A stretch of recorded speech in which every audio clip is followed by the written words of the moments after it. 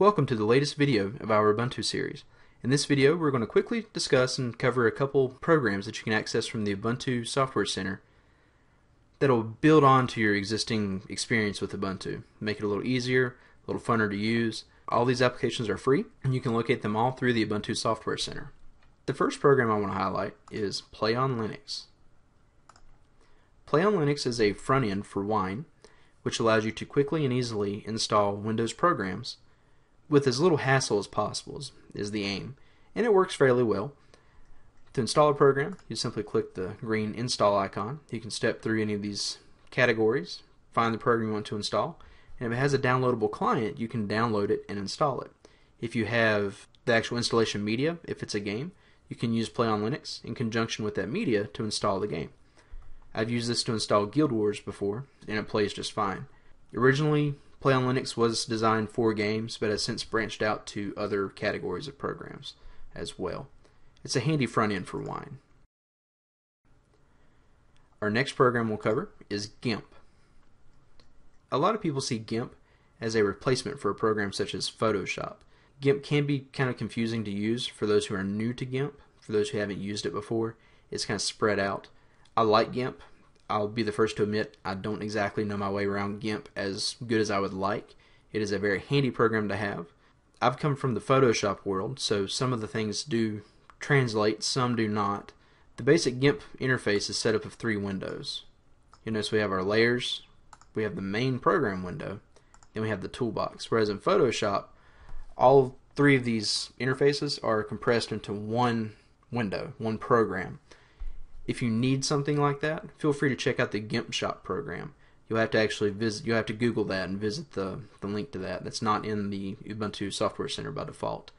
But it basically reorganizes the layout for GIMP to make it something a little more user-friendly for those who come from Photoshop. You simply create a new picture. I'll take the default. I'm just going to make a smiley face there. File, save as. If you are a Photoshop user, you can also export files for Photoshop .psd. Then we could translate this image over to Photoshop and use it without any problem. So we'll go ahead and we'll close GIMP.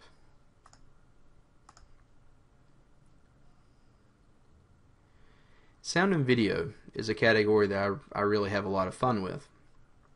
By default, we have the Banshee Media Player, which we discussed briefly in our last video. I like to add a couple extra media players. One being Miro Internet TV. Miro started out as a way to be able to capture web series and TV episodes as they went out online, as they were posted. And it's since been branched into a more defined media player. You can now do pod catching. You can listen to some music through it. You can stream video back. You can play video. You can also set it up to use a BitTorrent client and download as well. You can see I have a audio feed set up for a podcast I listen to, the Blogcast FM. If you're into blogging or if you're into podcasting, this is a great podcast to listen to.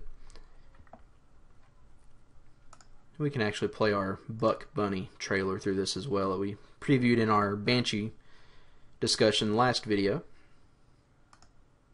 We'll click through the timeline here. Okay.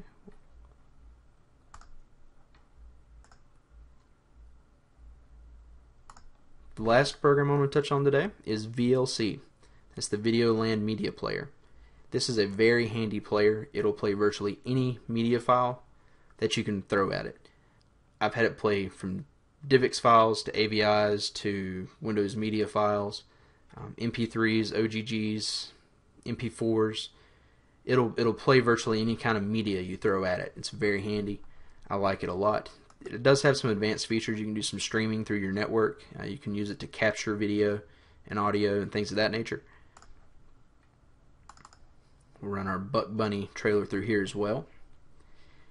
VLC is not as pretty or attractive as far as the user layout goes as some of the other media players, but what it lacks in aesthetics, it more than makes up for in functionality. It's very handy, and I recommend every user download it. Not just Ubuntu users, but it's a cross-platform media player. It's available on Windows, Linux, Mac, I read a rumor the other day that it's possibly coming to Android as well. So it's a very versatile, very handy, very user-friendly media player. So I highly recommend it. So once again, all of those software packages are available in the Ubuntu Software Center. If you're not that up with the Software Center, we'll do a quick search. So we wanted to download VLC. Search for VLC. The green check mark means we already have it. If it's already installed, you click remove. If not, this will be an install button. There you go. That's just a few software packages that I would highly recommend for the new Ubuntu user. That'll make your experience with Ubuntu a little more fun, a little easier to handle the transition. So if you have any questions or comments, feel free to leave us a comment. Also, feel free to visit our website at techiesmarts.com. You can follow us on Twitter at twitter.com/techiesmarts.